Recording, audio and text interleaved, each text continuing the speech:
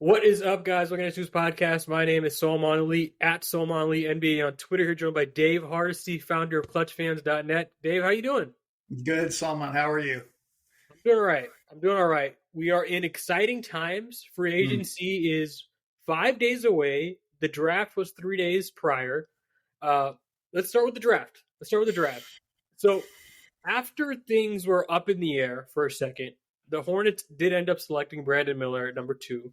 The Blazers selected Scoot Henderson at number 3, and Amen Thompson gets selected by the Rockets at number 4. By the way, I know I've been pronouncing it wrong the whole time, and I'm gonna get better at it. Someone told me on Twitter that I've been pronouncing it wrong, and I think Jonathan corrected me on a podcast, and I still continued. So I know it's Amen. I believe it's Amen. Yeah. Thompson. Yes.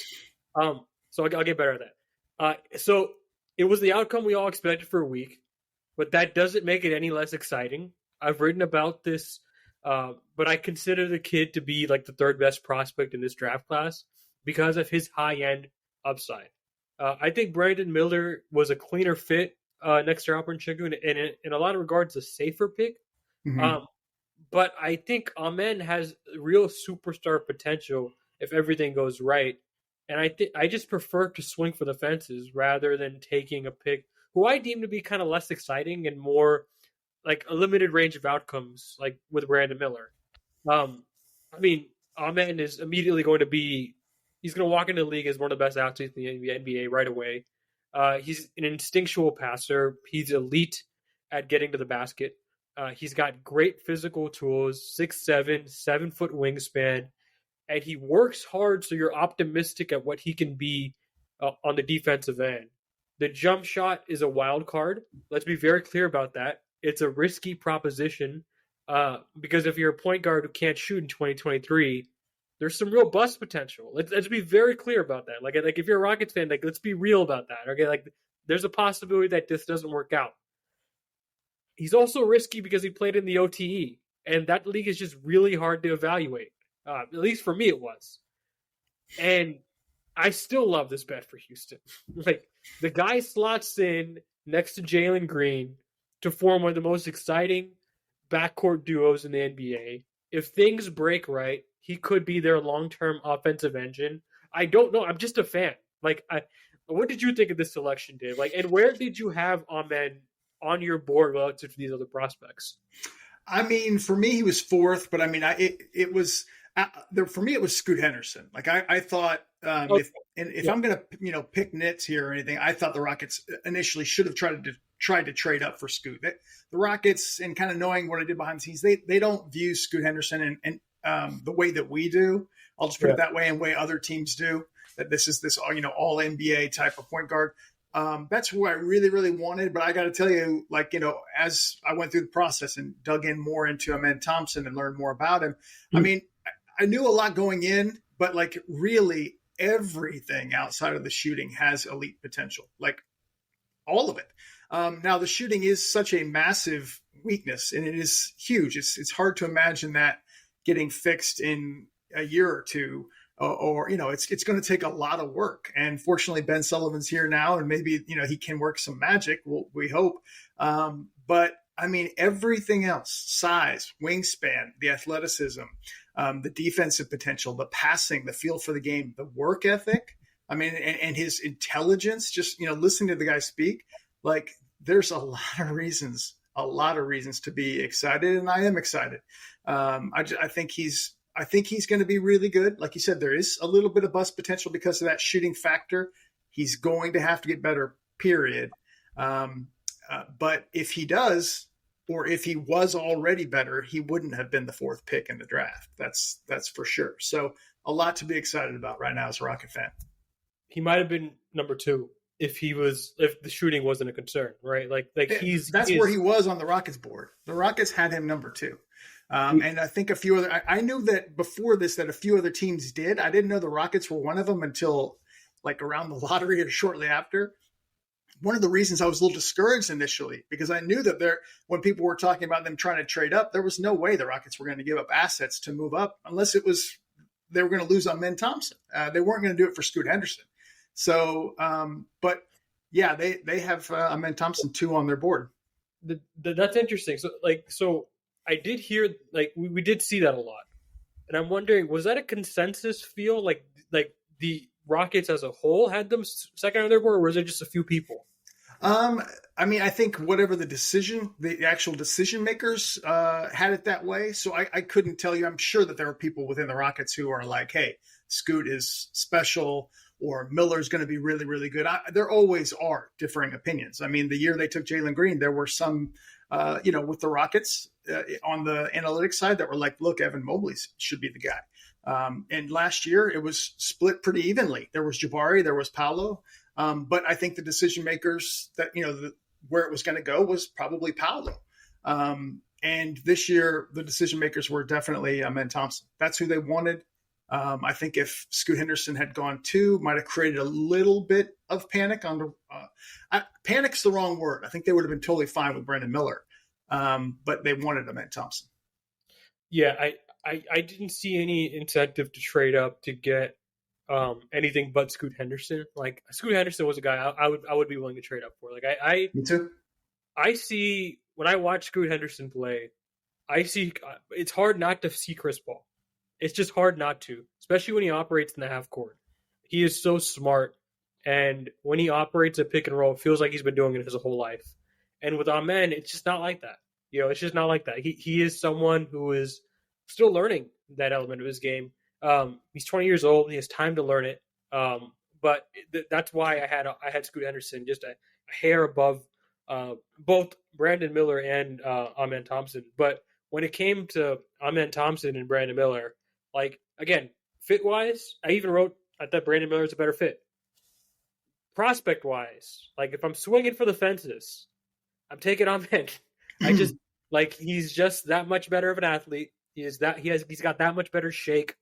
He's got that much better finishing ability that I'm like, yeah, I can see this guy topping out as okay. I'm not saying this is going to happen, but I can more realistically see this guy topping out as the best player on a championship team than I can for Brandon Miller. Where Brandon Miller, I can't see a situation where he's ever that guy. Yeah, I mean that's fair. I think I know ESPN's Jonathan Givony talked about this. Outside of Wemby, probably nobody in the draft has more upside. Does that mean he's going to hit it? We don't know. But I mean, there is. You look at this guy. To me, I kind of compare it to sort of my issues with Paolo Banchero last year. Like Paolo Banchero has great size, a lot of positives, but to me, he's not fully that engine. Maybe he will be, but he's more of a secondary playmaker. Not really a great shooter. Not really a great defender. Amen has primary potential. Like he could be the guy you hand the ball to every single time to initiate that play. Matter of fact, I think that's what he projects to be. And everything else, the defensive potential, the athleticism, all of those things are way, way up, way plus. So to me, Amen Thompson is a tremendous prospect, but that shooting weakness is significant. And so you always have to look at that as a significant weakness. Yeah. So let's talk about Cam Whitmore. For the audio only listeners, if you could see me, it's been a few days and I'm still beaming ear to ear about the selection. I had Cam as the 5th best prospect on my board. I had him above Asor. I had him above Anthony Black, above everyone but the top 4 selections in this draft.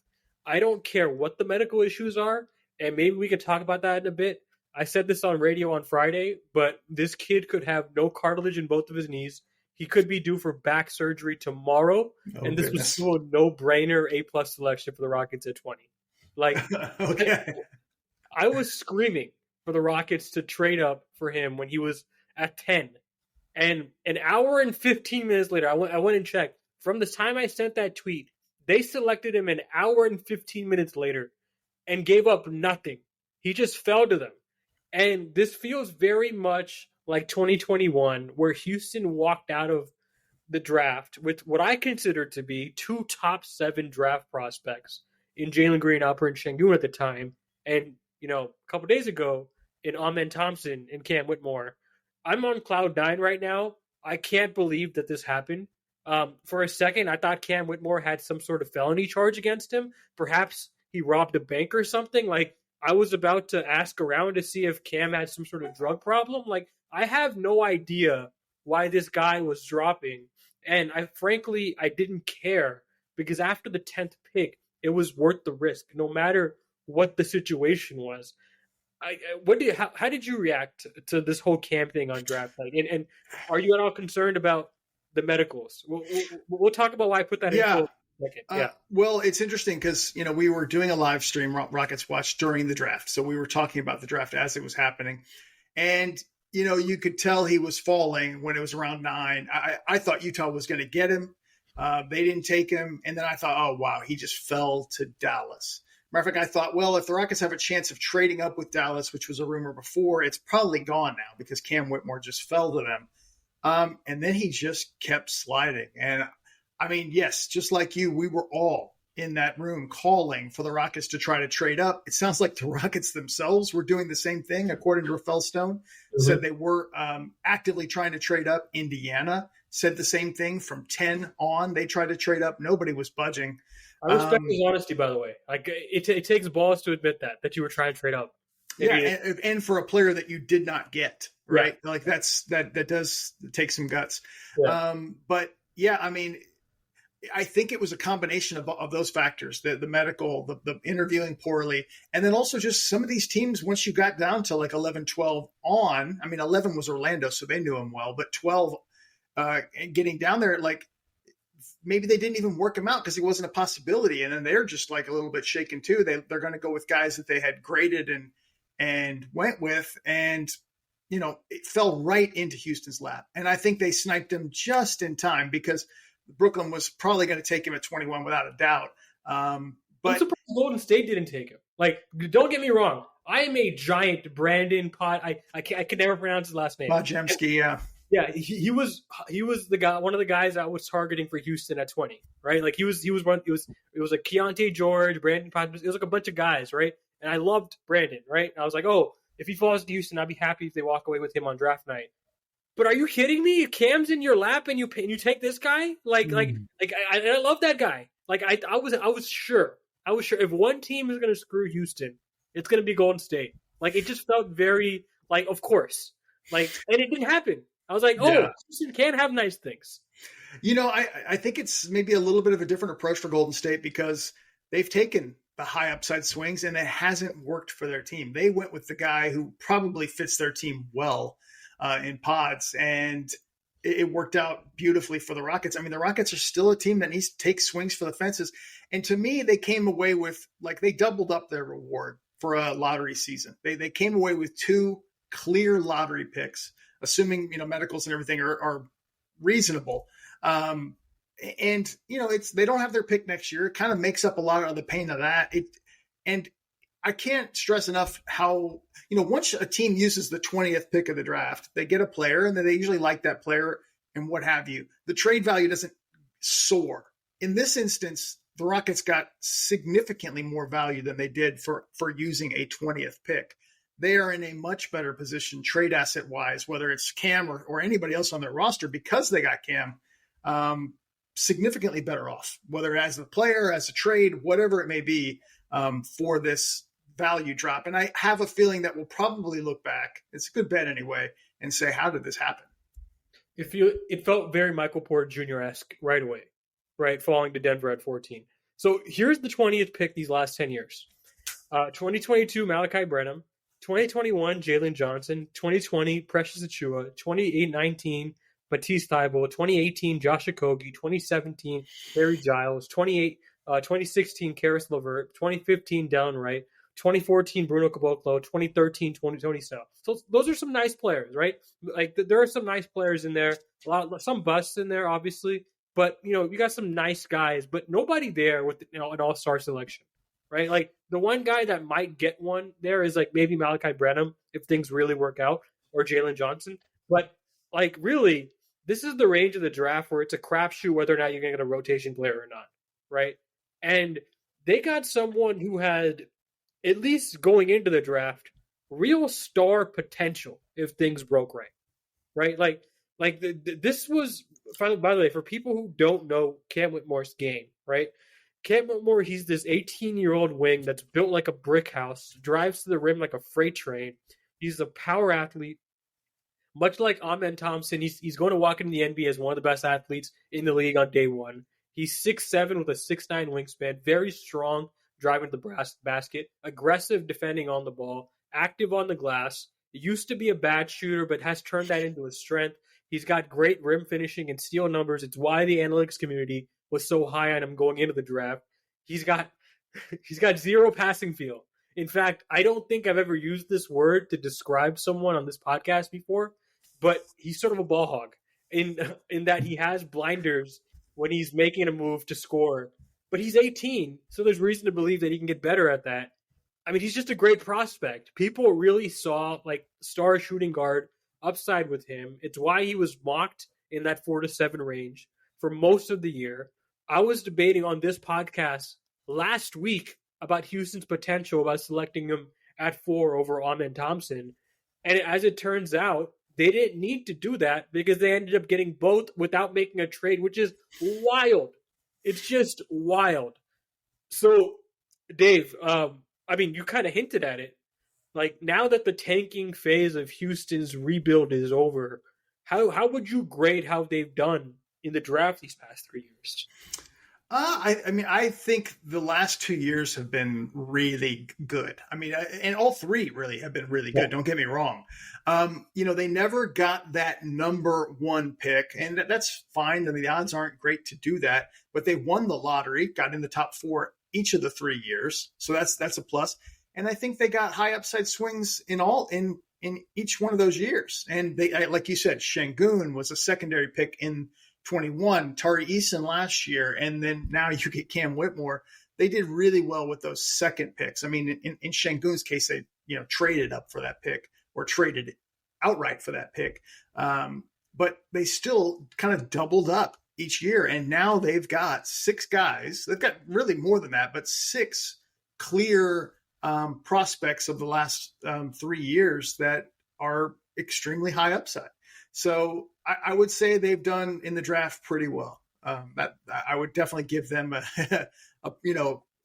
the high grade for sure for how they've done in the draft.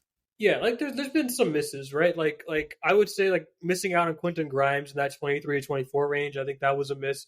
But that was one of those cases where they swung for the fence with Josh Christopher, right? And I get it. Like I get their whole mindset behind all this. Perhaps the Mobley over Green thing doesn't work out, but I mean, it's not like Green's not going to work out. I think he's still going to be an all-star. At least it's just the way I see him. And as far as like, as you said, everything else, the secondary picks, they absolutely crushed it. Like they crushed it. Like the Alperen Sengun pick, they nailed. Like we're talking about potentially him. I mean, still up for it's still debatable. Potentially him as the best prospect that they've taken away so far. Tari Eason, he was mocked in that range where they selected him, but like he's significantly outperformed that range, right? So perhaps he was an undervalued selection. I thought he was actually Houston's best power forward last year. And you look at this year with Cam, again, a guy that was across the board at minimum a top 10 guy. I didn't see him on any mocks outside the top 10. I didn't see any. I went back and I checked again this morning. The lowest I saw him was 9, and they got him at 20. Like it's really mind blowing. And you hinted at this. I no longer care what happens with the lottery pick next year. I don't care. In fact, it might be a good thing that they don't have many more picks coming in because you got to play all these guys, and it's going to be really, really tough for Ime Udoka to find like a real like coherent rotation here. The Rockets are going to have to make some cuts. They're going to have to make some trades. It makes me really nervous, but it's fine. Like that's what happens. Sometimes scratch off tickets hit. Sometimes they don't, and sometimes you have to get out early. They might have to get out early on some of these guys, but I mean, still, they walked out of this with at least like maybe Tari Eason. Okay, we could say that's not someone star upside necessarily, but 5 guys with star upside, you could say. Jalen Green, Jabari Smith, Cam Whitmore, and Amen Thompson. Like that's really, really good. I mean, it's really, really good. Yeah, I mean, and they're still in a situation where, I mean, they're in a good situation, but I think now they're switching to sort of this meritocracy with Ime Udoka where like, we're going to play to win. And now these guys are going to be in that sort of environment, and they're going to have to make progress to actually play, for the NBA squad. I mean, we may see Cam Whitmore in the G League this year, at least for portion of it, not necessarily all of it, but, at least a portion of it. I don't think we'll see Amen Thompson there, but you never know. If they want to have him completely run a show, they might do it for a little while. Little rare for a fourth pick of the draft to go there, but it's just possible. And, now for what they're trying to do in free agency and everything, it's going to create a situation where it's going to be very competitive in training camp, very competitive in practices. And the best players are going to play. They're going to have to develop some of these guys for sure, but they're going to play whoever's helping them win. And that's the difference between this year and the past few years. Okay, so are we sure that, like, I hope you're right. I hope you're right. Like that they really go into training camp and say everything's up for grabs. Like every starting position is up for grabs. Every, like, your role on the last few teams doesn't matter. What you do in training camp does. Are we sure? Because I'm nervous that they do that with some guys and they don't do it with other guys. Because that's how they've done it the past few years. Like, they haven't exactly been equal opportunity here, right? Like, in terms of how they've been distributing, earned minutes. Yeah, playing Jalen was really important the first year. Playing Jabari was really important last year. I think certainly there are times Jalen, actually in both cases, where having them on the floor was losing basketball. Like, they were learning and making a lot of mistakes and making errors. So I would say this year, in the case of both those guys, they probably are going to start. I feel like they're big part of the future, and they're going to start. But they're not going to get the same amount of minutes if they're significantly making mistakes that are leading to losing plays. I'll put it that way. They're going to have to earn those minutes a little bit more. I think Rafael has even talked about it, sort of artificially speeding up the process by playing these guys minutes that they hadn't earned or necessarily deserved. So, to answer your question, yeah, it's a fine line. I think Jalen, Jabari still probably are going to start. For sure. And part of me thinks they're going to earn it and deserve it. But, maybe some of that is, hey, these are still the guys we're trying to build with. But case in point, I don't think necessarily Amen Thompson's going to start right away. He could blow the team out of the water and they're like, wow, he's much more developed and ready for the NBA than we expect. But I think it's going to be a learning curve. And unlike last year, they're not going to just throw these guys out there for 30 minutes and sink or swim kind of thing. I think it's going to be a little bit different. I hope you're right. I really do, because I got to be honest. Like, I didn't really agree with how Houston was handling. I wanted them to go with that, put everything up for grabs. Like, they don't stop with this whole hierarchy bull. Let these guys earn it. If I get that he's a third overall pick, he's not playing like it. Play the guy who's playing better than him right now. I get that he's the second overall pick. He's not hitting shots. He's turning the ball over. Like, play somebody else. I wanted them to really pull the leash a little bit, but they didn't. And my hope is that Ime has the gravitas to do that, especially if they make some real free agency acquisitions that, hey, listen, these guys are just better than you. Just flat out better than you. And you can't really argue with it. I'm nervous. Again, do that. Whatever strategy you take, I just want it to be equal across the board. I don't want your pick to matter. Wherever you're selected in the draft, I don't want that to matter. I don't want where you were considered on the roster relative to your peers to matter. I just want it to be equal opportunity. Well, I will say this. I had a tweet out earlier today. I think people, at least I'm gathering from a lot of the fan base, they don't fully, I think, understand. I think that they just think, hey, we've got these 6 to 8, 9 guys, young guys. We're going to play them. That's going to be our 5 starters. One's a 6-man and 7-man. Honestly, what they're trying to do, they could fill 2, if not 3 starting spots in free agency. Brook Lopez, if they get him, is probably going to start. Dillon Brooks, if they get him, is probably going to start. And Fred VanVleet, if they get him, he's going to start. So it's definitely going to be different than the past years. I can tell you that. Okay. Well, what I'm saying is, it's fine. If they start, it's fine. If the rest of the starters, they better be the 4th and 5th best starters. best players on the roster. That's what I'm saying. Yeah. So if you're playing Jabari Smith, he better be Yeah.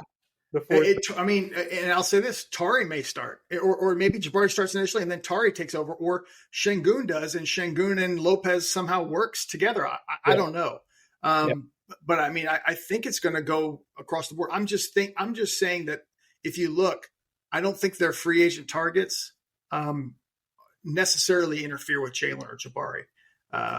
But we'll see. I mean, maybe KPJ is a better option than Jalen, and they start KPJ if they keep him. And I'll add that if as a significant disclaimer on that one, because that's not 100% either. So we'll see.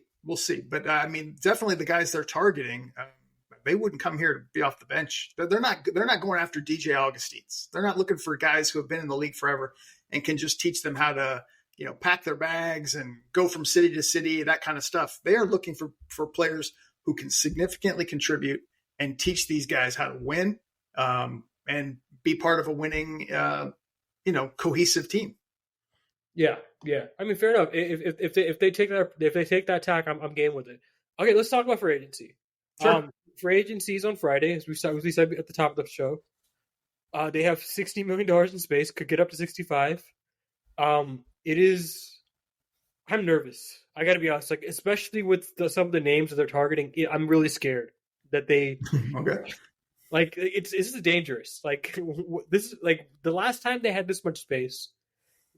I recognize the situation was a little different, but they gave Ryan Anderson a 4 years, $80 million contract, right? And they came to regret it. They had to dump that contract 2 years later. Now, obviously that it's not perfect comparison, one-to-one comparison, but my point is, when you're in a situation like the Rockets, you tend to have to overpay. Where there's not that many star players in the market. There's like 3 or 4, right? And there's a lot of teams with cap space, right? You're not the only one. Sacramento has space. Detroit has space. A lot of teams have space. A lot of teams have their full MLE. So there's going to be a lot of competition. And I'm worried that Houston's going to have to significantly overpay for the guys that they want. Now, if the guys that they want are like James Harden, like if they get that, I'm less worried, because dollar for dollar, Harden's going to be worth his contract next year, right? Years 3 or 4, whatever, that's fine. Like we can debate that, but he's probably going to be worth whatever they give him for the first 2 years. Fred VanVleet, again, similar thing. I don't want to be the team that gives Fred VanVleet $40 million. I'm nervous about that. I don't want to be the team that gives Brook Lopez $20 million. I don't want to be the team that gives Dillon Brooks. I don't want to be the team that gives Dillon Brooks $18 million a year. Well, how do you feel about the team that gives all 3 of those contracts to those 10 players? Because that's, I'm telling you, very, very possible. I get it. Like, I get that they have the space. I get that they have always intended to use it for 3 years. This was always their plan for 3 years. I get it. This was always the year to press fast forward. But I just want to be able, I just think Houston should maintain flexibility to make trades in the future. And if you're signing contracts like that, and someone like Jaylen Brown asks out in a year or two, and you're in a position where you have to move Dillon Brooks for $18 million a year in that kind of a trade, I'm not sure how receptive Boston's going to be in accepting that kind of a contract. Whereas if you accept a more equitable contract for the players that you sign, it's much more easier to construct deals, right? Like a Jayshawn Tate, his deal is very team friendly, very easy for a team to accept, right? I'm not sure if that's the kind of deals that Houston's going to be signing, and I kind of feel like they have a need, they have a want to spend every single dollar that they have, and that makes me nervous. Well, so a few things on that. One, I would keep an eye. I'd be more disappointed if they give a 4-year to some of these guys, right? Like at that figure, then there's a concern. I look at the length of the deals, how long that is. I'm thinking the Rockets are probably planning on overpaying and going shorter term deals, like a 2-year deal. Again, that's more hunch, some information, but that's what I think they're aiming for. But what they're looking for is just guys who are going to legitimately contribute, and they have to spend the money, first of all, right? There's the whole floor they got to get to. They can spend it in a variety of different ways, but they have to spend it. It's how long they give it out, because they do have a significant number of, high talent, really strong prospects that are going to eventually want extensions. Jalen Green, Alperen Sengun is, I believe, due next year, right? Those guys can negotiate an extension next summer. And then the next year, Jabari and Tari and whatever the situation may be. That's going to eventually they're going to get to a point where the Rockets are the team that is having to dump talent because they have too many big deals, assuming some of these guys pan out. So I think they're aiming for shorter term deals so that these players can be significant contributors to this team, teach these guys how to win. And then as Amen takes over, maybe Fred VanVleet's on the way out, either by an expiring contract or a trade, something along those lines. And I'm using VanVleet as an example. Brook Lopez, as Sengun really comes into his own or earns Ime's trust or whatever the case may be, then you're seeing a more of a changing of the guard. Same thing with Dillon Brooks. They really value Dillon Brooks's wing defense. And I know Brooks, I'm with people. I'm not a Dillon Brooks fan. I'm not pushing the agenda. I'm just telling you how they view it.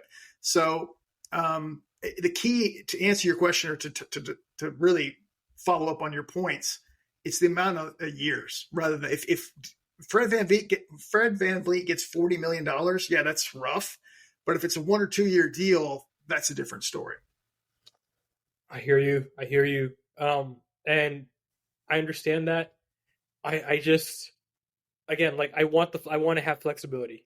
I want to be able to yes, it's easier to trade a contract that's $40 million expiring versus $40 million in 2 years remaining or 3 years remaining. It's still $40 million a year. And teams are, it's hard for the Sixers to move Tobias Harris right now. And he's expiring, right? That just gives you an example. A bad contract's a bad contract. And maybe it's easier now that the second apron's kicking in, and now these expiring deals are worth more to teams. Maybe things have changed.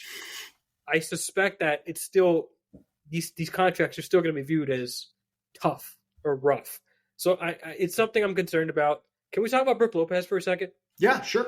I don't understand this pursuit. To be completely frank, I don't get it. This is the third year in a row that they've tried to acquire a starting center, and I'm just like, when are you going to give Sengun the keys? At what point are you just going to trust him to drive the car there? Because it really feels like, listen, I get it. Brook Lopez, Defensive Player of the Year candidate last year, great 3-point shooter, could really help you win games. Sengun's probably not better than him right now. But the whole point of this is to find your stars and to not undercut them on the way there. And this is a guy I felt they have undercut at every single opportunity they've had the opportunity to do so. They started last year with Bruno Fernando as a starter. And we're doing this again. And it's guys, at what point do you not see this, right? At what point do you not see, you don't want to be the team that trades the star player and he flourishes on another team in 2 years. You don't want to be that team. You don't want to be the Oklahoma City regretting the James Harden trade. And This is how you put yourself in that kind of a position, by undercutting him. I don't know. It's just me. I hear you. I understand what you're saying. I do. And there's definitely merit to it. I don't know if I look at it as undercutting. I know Sengun fans think I hate him, and I get it. It's fine. I look at it as this is a meritocracy now. I mean, first of all, you make a great point. I don't think the Rockets, certainly certain members of the Rockets front office, are not the biggest believers in Sengun. It's not that they hate him.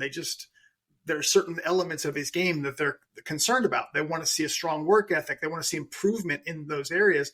And then I think, there's going to be a little bit more optimism on that. What Ime wants and what he said when he came in is he wants options at center. I don't think that they're going to completely phase Sengun out or anything. I would still anticipate Sengun getting 25 minutes a night, playing in a variety of different roles. And I think if Sengun shines and thrives, he'll eventually outshine Brook Lopez. I mean, that's the way I feel. But I think he's going to want to have that ability to play a center out there that is a strong defensive player, a guy who can shoot threes and spread the floor. And because he can do that, maybe it does even create an opportunity for Sengun to play with him, because Sengun's a little bit, plays a little bit closer to the basket. Lopez can come out. I don't think either one's going to be the one you want going out and guarding, fours on the perimeter, but still, it's possible. So, I mean, I'm looking at it like even guys over Jabari or Jalen, like if you bring them in, fine. I want to see Jabari and Jalen and Sengun and everyone else outshine those guys. Don't just hand it to them. Let them prove it. But doesn't it feel like he's the only guy that has to keep on outshining the guy in front? He's the only guy. Like these other guys have not had to prove it. Like Ben Porter Jr. has not had to prove anything, right? Like he got the starting job day one. John Wall got a bench role right away, and he responded to that, be like, no, hell no, I'm not doing that. He's starting. You're saying, right? Yeah, no. John Wall was like, yeah, I'm not doing that. Like I'm not going to come off the bench for this guy who hasn't proven anything, right? I 100% agree with you. Yeah, and last year Jabari comes in, plays 30 minutes a game, and let's be honest, Jabari had a rough rookie season. He did, yeah. And like Sengun's just played way better than everybody who they played and they put in front of him. And they continue to make him have to prove it. And I'm like, guys, at what point do you just trade him? Like, if you guys don't believe in him, no, that's possible too. I mean, they're saying no, absolutely not possible. I mean, I can tell you if they had made any traction on a Zion deal, Sengun would have been in that thing for sure. Like the way I look at it is there's certain people, certainly his fans and others, who look at him as an absolute future star, and maybe they're right. And there are others who look at it as, man, there's significant weaknesses here. We have to balance this out with other stuff. So it's a debate is about the best way I could tell you. And there's definitely some strong voices in the Rockets brass, locker room, whatever you want to call it, that have some of that counter view. But I will say now Ime is here, right? So Ime Udoka is going to work with him. And Ime is what we have been calling on for a solid year. Give us some fresh eyes from outside of the organization, a basketball mind that we can trust, who's going to come in here, look at Sengun, look at Jabari, look at Jalen and say, I can work with this. I can't work with this. This guy's going to play. This guy's not going to play. That's the way I look at it. So if Sengun's out there getting 30, 35 minutes a night because Ime is really believing in him, like that's going to change certainly some of my views, some of the counter views. And the same thing with, Jabari. If he's not able to play Jabari, I'm going to be like, okay, man, Jabari's not cutting it. He's going to have to improve. I'm not going to blame Ime or call Ime, the problem if he's not playing. Ime is going to come in and do what he thinks is best to win, period. I don't think there's any preconceived notions with the new voice in the locker room. It does appear that the Brook Lopez targeting is coming from Ime, though. So he said very clearly though he wants different style of bigs. I don't know if Ime is like the biggest believer in Sengun, but he definitely sees the value in him. He sees his positives. But I think the way he's looking at it is, well, I've got to have some big options, some size there, some shot blocking, some different types of options. It could come as a backup, but in Brook Lopez's case, and by the way, Kelly Eco reported, if they don't get Brook Lopez, they're going to be targeting Miles Turner or Clint Capella. I mean, they've been looking at starting centers for a while, and I've known that for a while as well. Tweeted as such that they are focusing on getting a significant center.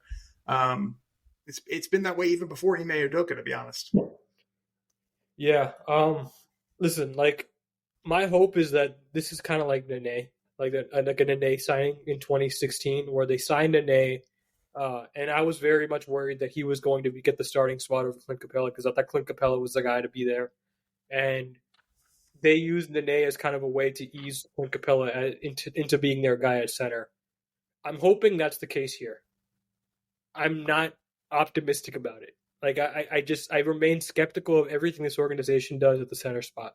Like this organization has gained some of my trust in a lot of areas, right? Like in terms of like they've maintained that cold and calculating nature that I loved about them during the Morey era, right? Like especially when they went out and got Cam Whitmore at 20, they weren't scared off. right? That's totally something that Morey would have done, right? The signing the value contracts, right? Like Jay Sean Tate's deal, totally something that Morey would have done. KPJ's not like trigger dates, all that stuff. That's some creative that the Morey regime used to do. So that DNA is still there. So I'm optimistic. Like I believe in them in a lot of areas, and they've done a very good job at recouping assets from where they were 3 years ago. But this is one of those areas where I've side-eyed them throughout the entire, 2 years that Sengun's been here. I'll give them credit for trading for Sengun to begin with. They did give up 2 first-round picks to get him at 16. So, it's hard to say that they don't believe in him. But it is one of those things where it's like he's had to continuously prove somebody in the organization wrong. I think that's exactly what they want. They want him to prove them wrong. I really do. I think that's part of, at least that's the way it's been described to me is, I mean, again, I'm probably going to end up getting Sengun fans angry, but they feel like he needs the coaching. He needs the push. At least that was the way it was before Ime.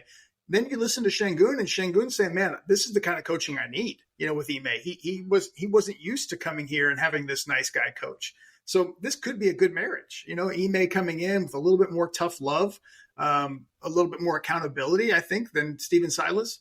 And that might work really well with Sengun. I don't think there's anything, even bringing Brook Lopez in, anything that is going to keep Sengun from starting. I mean, if Sengun goes in there and earns it, Ime is going to be like, I know we just signed Brook Lopez for $20 million, but Sengun's blowing him away in practices. I'm going with Sengun. But I think he probably has a way that he likes to play, looking at sort of what he had in Boston. He had the Robert Williams. He had different options like that. He's going to want a defensive center, period, a significant one. Yeah, I mean, we'll see. Listen, like I do think he was a good coach in Boston, and I mean, his reputation around the league, even despite everything that's happened, is still very good, right? He's remains someone who impresses everyone he comes into contact with. So that does give me some comfort. But yeah, I mean, I'm just overall nervous. Like it's a lot of money. It's a lot of money that they're going into free agency with. I'm nervous. They don't have that many roster spots, so that does lead one to believe that the money's going to be very concentrated and the contract are going to be very big. Yeah. But I would stress this again. Like I would not get too wrapped up. I mean, I'm not telling you, I'm just telling the audience as well. More just like into the dollar amount if it's an overpay. It's how long you have to pay that dollar amount that's going to matter.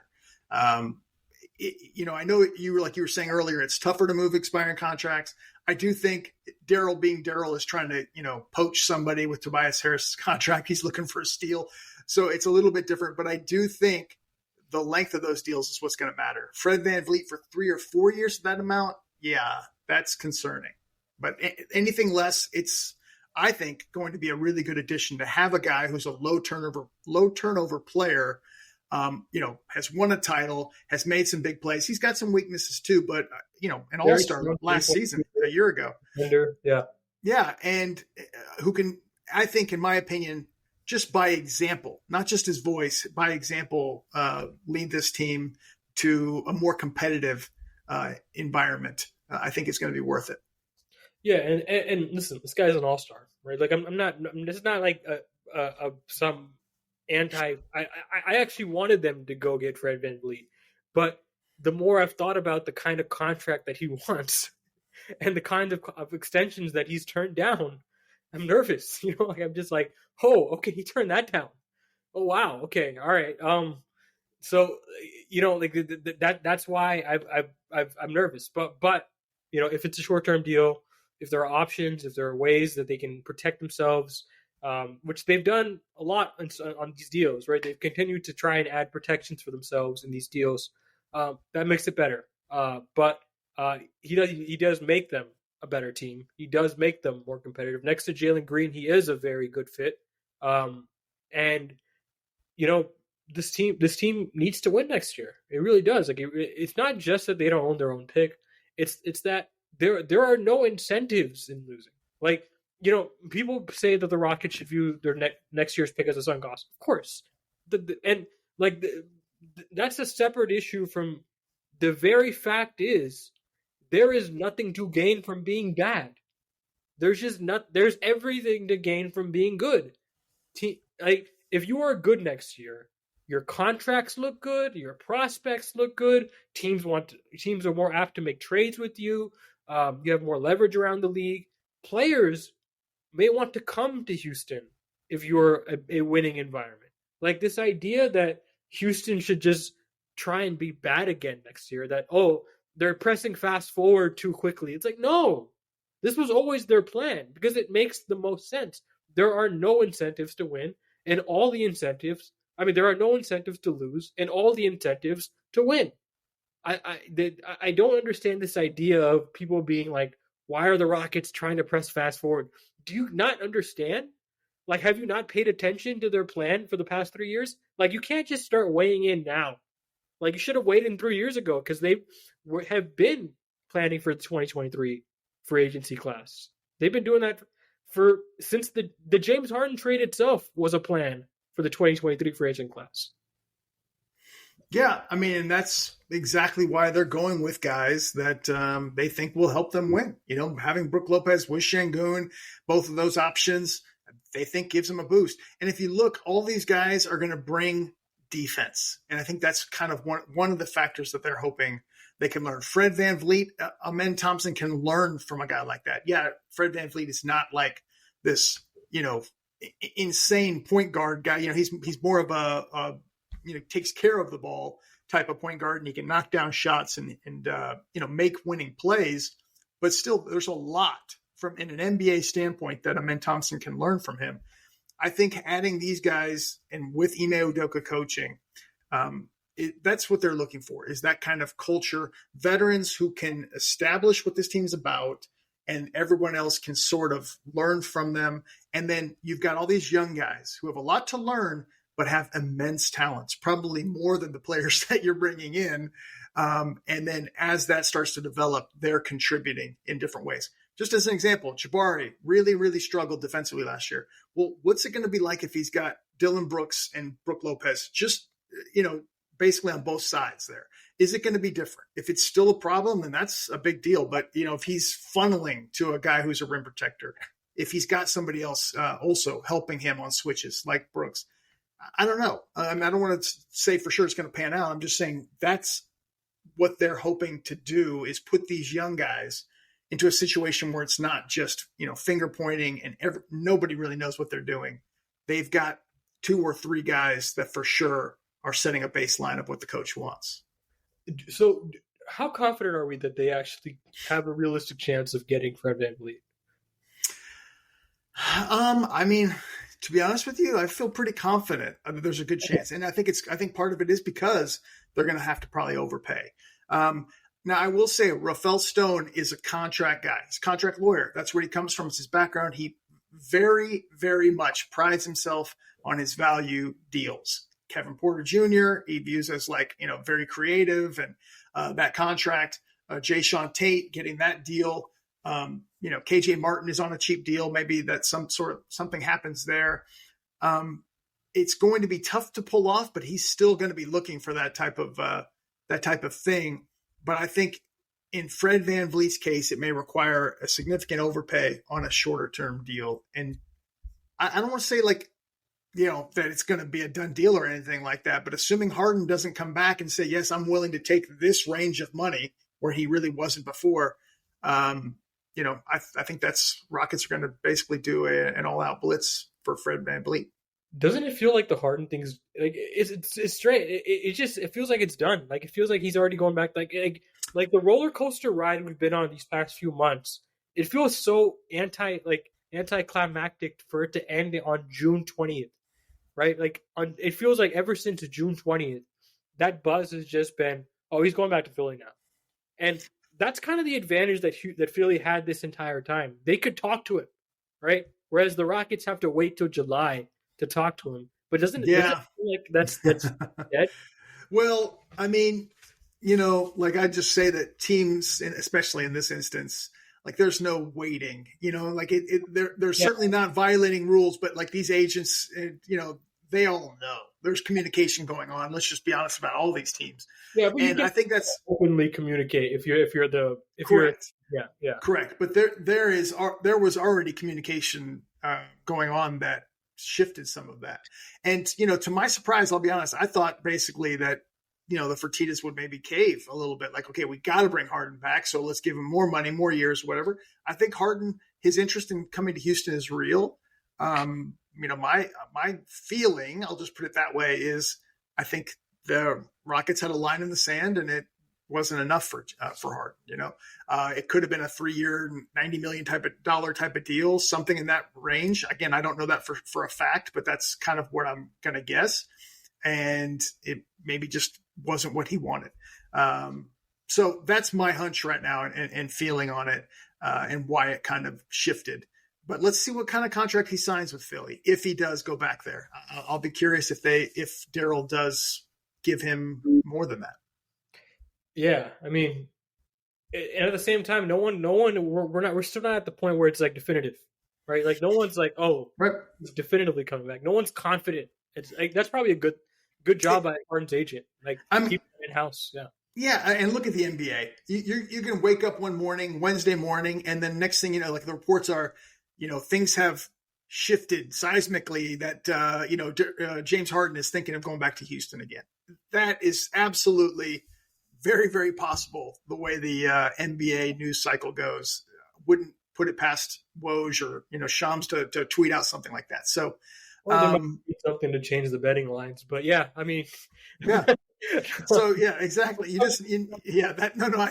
what you're saying, which is, by the way, really, really funny. But it's so we don't know.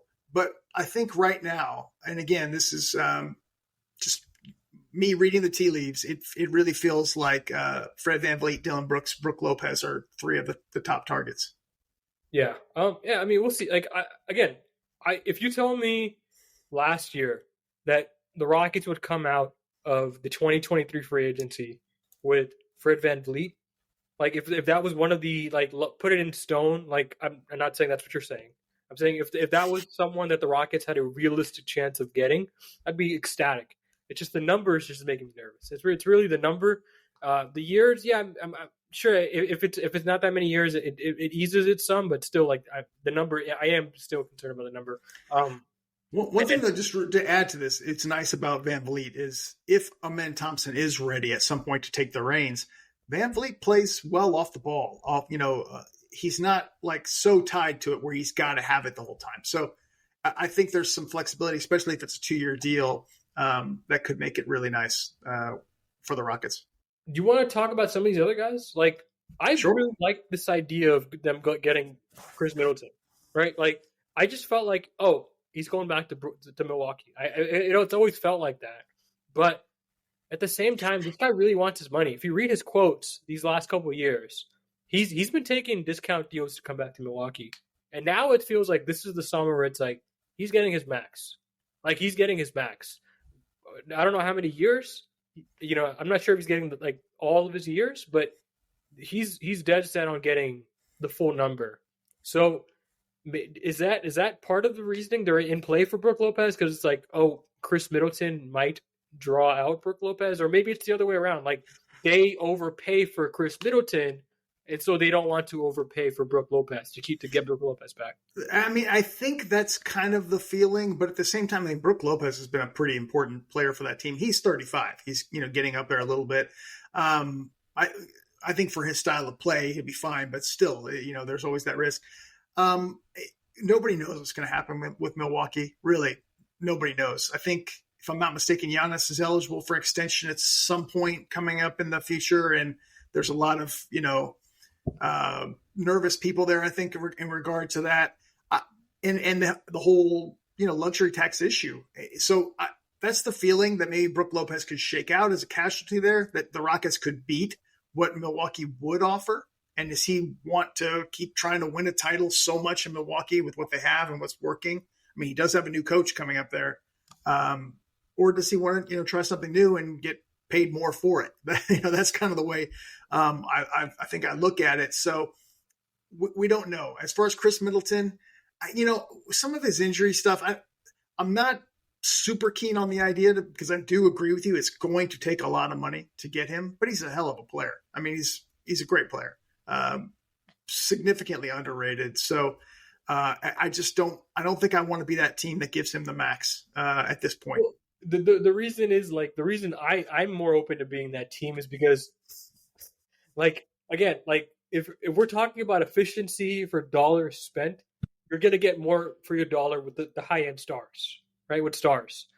So for the Hardens, the Middletons, the VanVleets, you're gonna get more dollar for dollar with those guys than you will with the Dillon Brooks, with the Brook Lopez's. Like it's just like you're less likely to waste money if you spend on someone like Middleton. That's kind of my theory of the case with their free agency. If that makes sense. Yeah, I mean it does make some sense.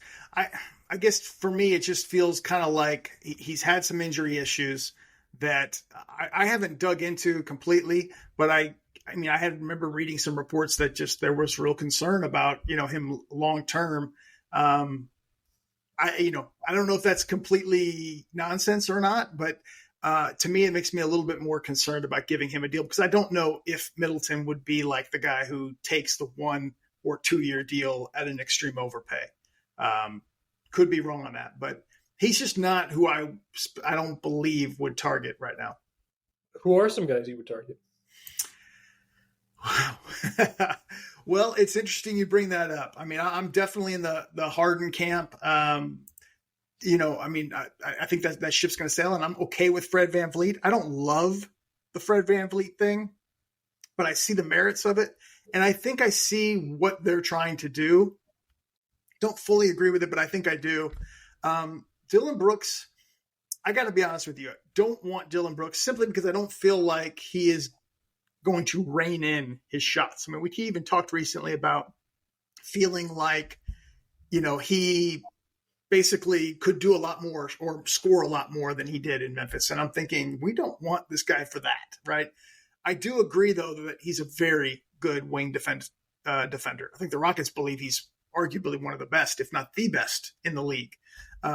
So I think that will definitely be a benefit. But I think on the court, I definitely have concerns about an extremely inefficient guy who takes a lot of shots. That part is he does not as high on my list, but I absolutely believe that they need so the Brook Lopez thing, I absolutely believe they need another option. Doesn't have to be a starter over Sengun, but you need a strong defensive option. And in my opinion, Brook Lopez with his defense and his shooting, which is pretty rare, would be a terrific get. So to answer your question, Fred VanVleet and Brook Lopez would probably be high on my list, assuming Harden is not coming here and not interested in what they're offering. Yeah, I mean, 2 guys I would keep an eye on, Harrison Barnes and Jeremy Grant. Like, it feels like we're getting no news about them. And we haven't seen any links to Houston necessarily, but I'm like, those are some guys that are interesting. And, like, I feel like Harrison Barnes in particular can be had for a reasonable deal, relatively compared to the rest of the market. I feel like he's someone that we're looking at as, like, might be for another team, for, like, a contender, be a non-taxpayer MLE guy. Maybe for a team like Houston, you're looking at 18 a year, which reasonable. Like I would love Harrison Barnes on $18 million a year. Even 20, I think that's reasonable for Harrison Barnes. Jeremy Grant, another guy where it's like Portland's kind of in flux and everybody's talking about Dame Lillard. No one's talking about Jeremy Grant. And Jeremy Grant's a guy that you can kind of swoop up under the radar and see if you can get. Especially if they do end up trading Damian Lillard and Portland's not very aggressive about re-signing him. So that's another name.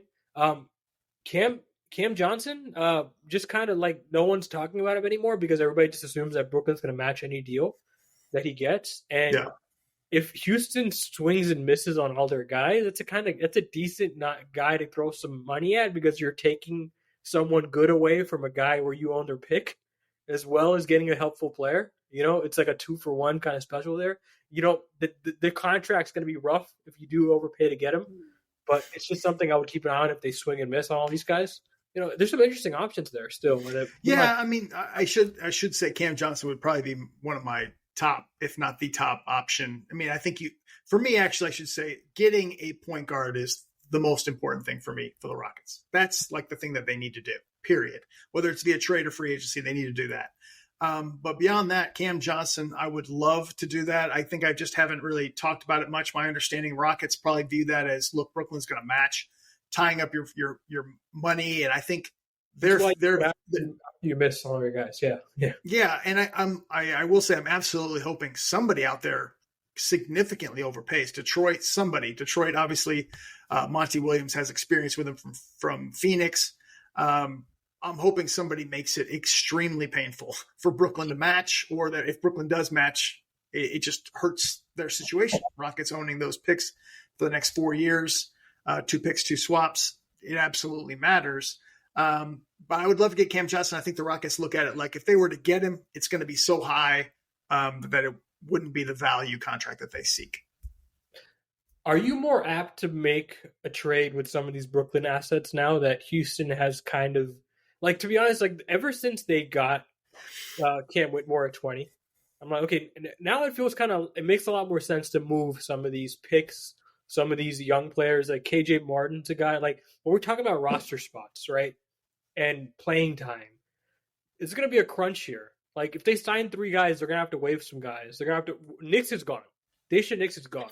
Like if you're a Daishen Nix fan, listen to this podcast, I have some rough news for you, man. He's not coming back.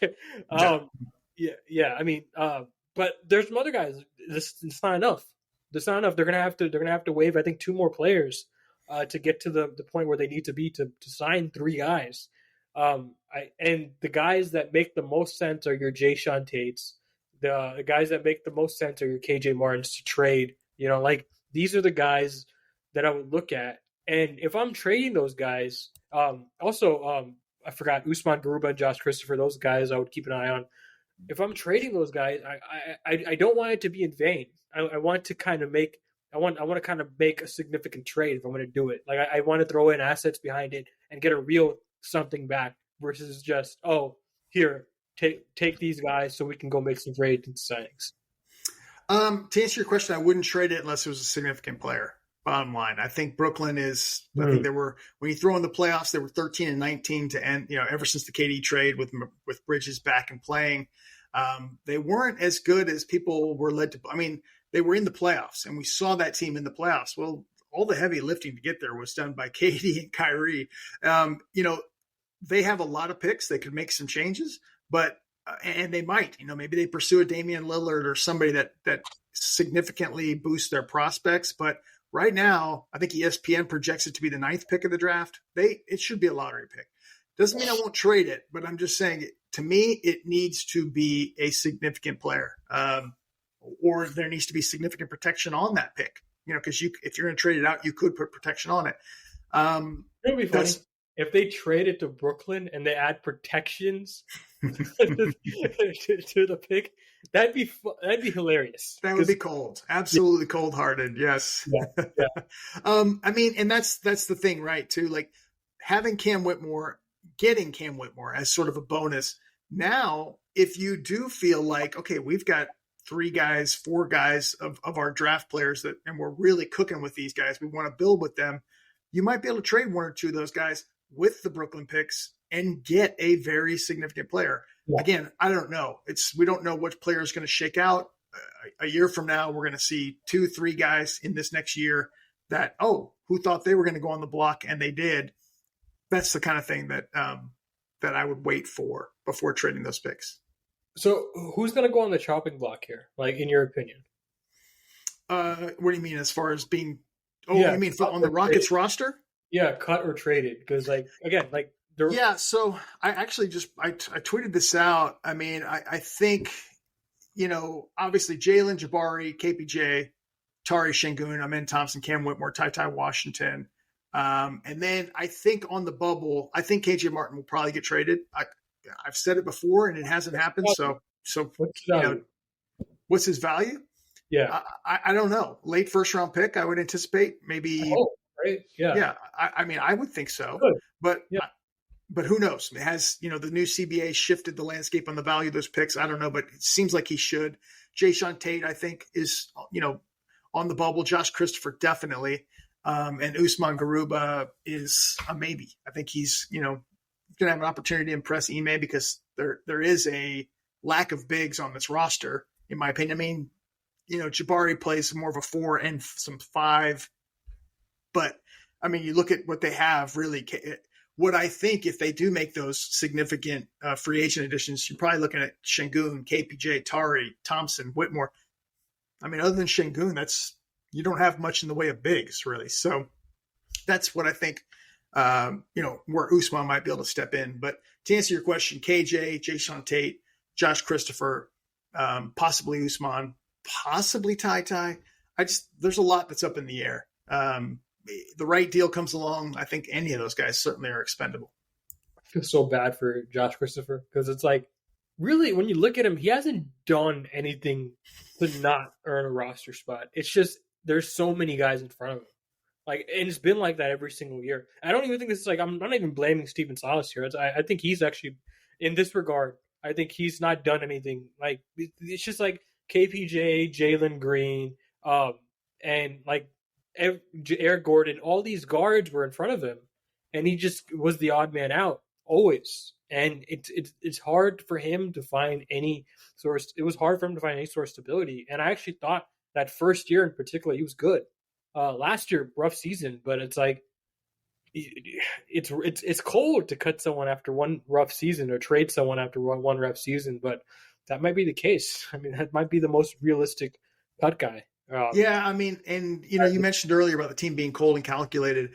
I actually would kind of slightly disagree because I don't think we've seen it yet with the roster. Like, we've seen a few guys get moved, Christian Wood, but like they've been very patient with a lot of these guys, just drafting, leaving them on there. I don't think there's been enough turnover, but I would fully anticipate it this summer. So let's see what if Stone does kind of pull out the cold, calculated handbook and moves on from some of these guys. This is a big test for him, man. This is his first real summer with cap space. This is where like careers are made. To be honest, yeah.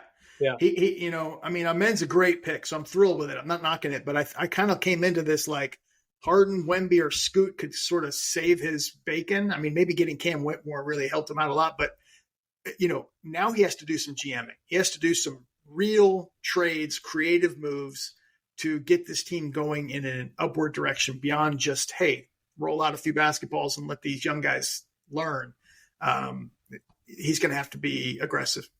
It's easy to win trades when you're rebuilding, right? It's easy to it's not easy. It's like a lot of teams suck at it, but there's no grading on wins, right? You're just grading on talent, potential future. So correct. Like you don't care about taking on bad contracts for short term and all that. So you're right. Yeah, it's just much easier to sell when you're rebuilding all the moves that the Rockets have been making. Even though you and I might think they're pretty smart moves, right? This is really where you kind of make your bacon. Like the summers like this, and I do hope he kills it because I would like him to be here long term. Enough goodwill has been earned with me for him to be here long term. I'm just going to be interested to see what they do. Like I'm scared. I'm nervous. I want them to be a little bit conservative, but I don't suspect that's going to happen. I suspect they're going to go. They're going to be kind of like 4-year-olds with kind of a sugar rush. So it's going to be really, really interesting to see the kinds of names that they're able to actually sign. Seems like Dillon Brooks is a lock. Like all the language you see is like that's done. And these other guys feels that way. You never know though with free agency, but it feels that way. Yeah. Listen, I'll have you on after this is all over. After everything's been done and mountains have been moved, and we'll talk about it. Sounds good. Let's do it. Yeah. All right. Tell the people where we can follow you on social media and find you. Sure. It's at Clutch Fans. Website is clutchfans.net. And Rockets 24/7, basically. All right. Sounds good. Talk to you later, man. All right. Thanks, Salman.